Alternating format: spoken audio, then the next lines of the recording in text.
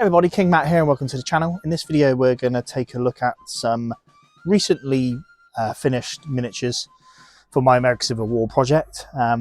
These are the Berdan Sharpshooters. So whilst I'm taking my time painting up my recent purchases from Warlord Games, I thought I'd show these off because I actually completed them a while ago and I haven't actually shown them off. And they're just sort of a nice addition to have to any collection. Once we jump down on the turntable, you'll be able to have a look at the miniatures properly. But these are the sculpts from Studio Historia, 3D printed by myself.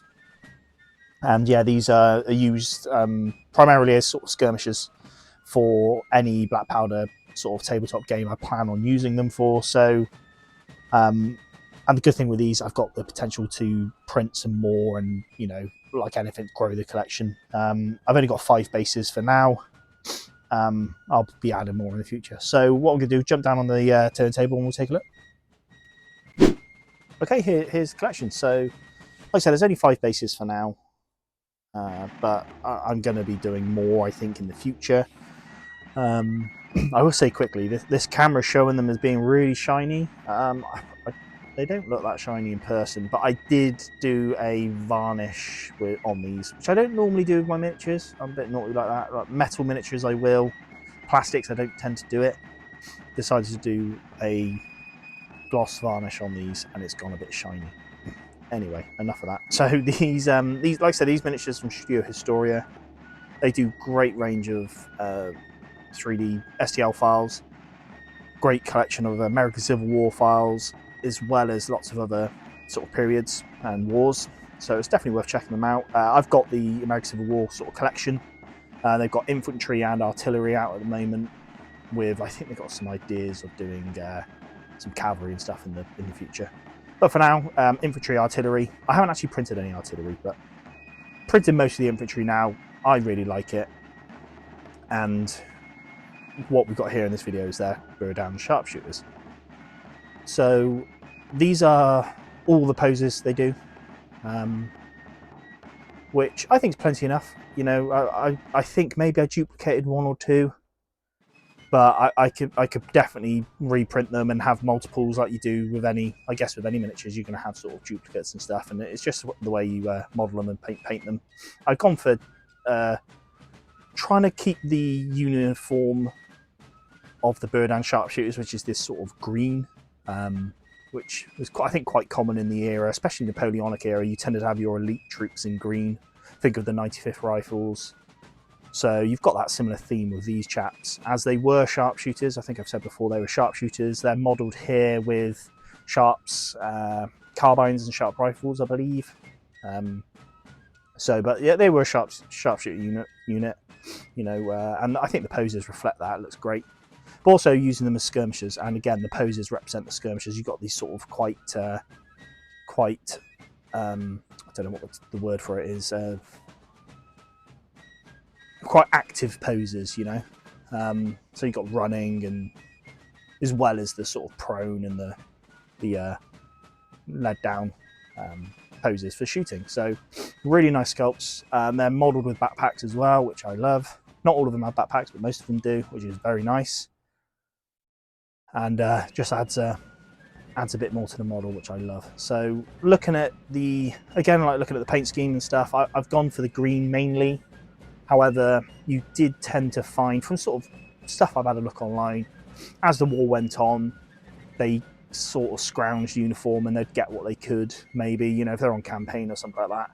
So that's where some of them got the sky blue trousers of the infantry because they couldn't get the green. You know, so that they would have stuff like that. You know, you would find them having blue cappies, perhaps, of the infantry, or blue jackets.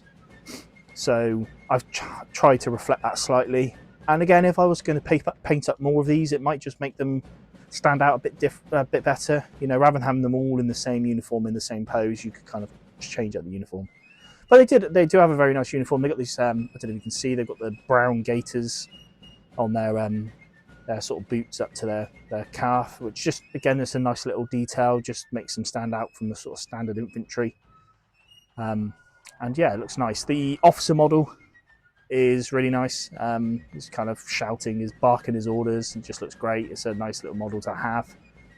And the only thing they don't have, I don't believe they have a standard bearer in the kit.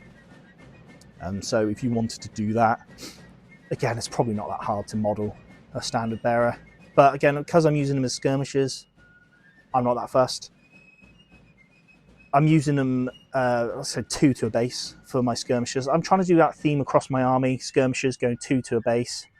I'm not really sure how else we'll do it. I know Lee from Battle Bunker does sort of them on an oval pill base, which looks very nice. And I think he does it for his cavalry. He has about 3 on there.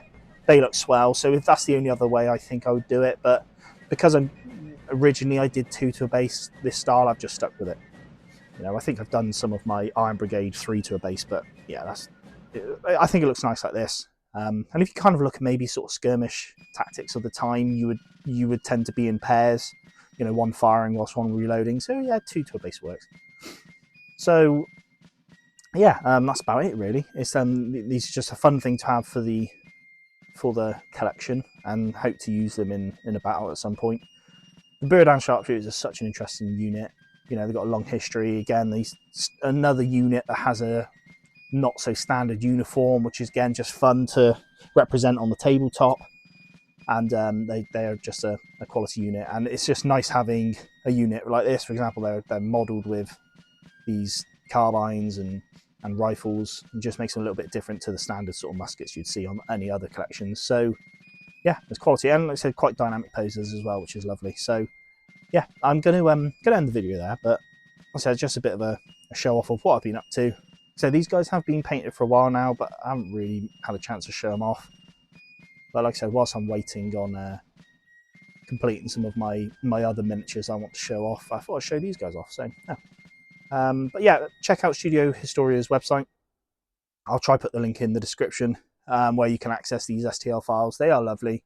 I did print these at 105%, I think, because I've noticed some of the other stuff I printed at 100% came out just slightly small in comparison to sort of Perry's plastics. So I think I upped these to about 105%. Obviously, have a trial and error, see how you get on. But yeah, these are fantastic sculpts, and I really enjoyed painting them up. And I promise they don't look that shiny in person. Right, I'll end the video. Thanks for watching, and as always, keep an eye out for any videos I do in the future.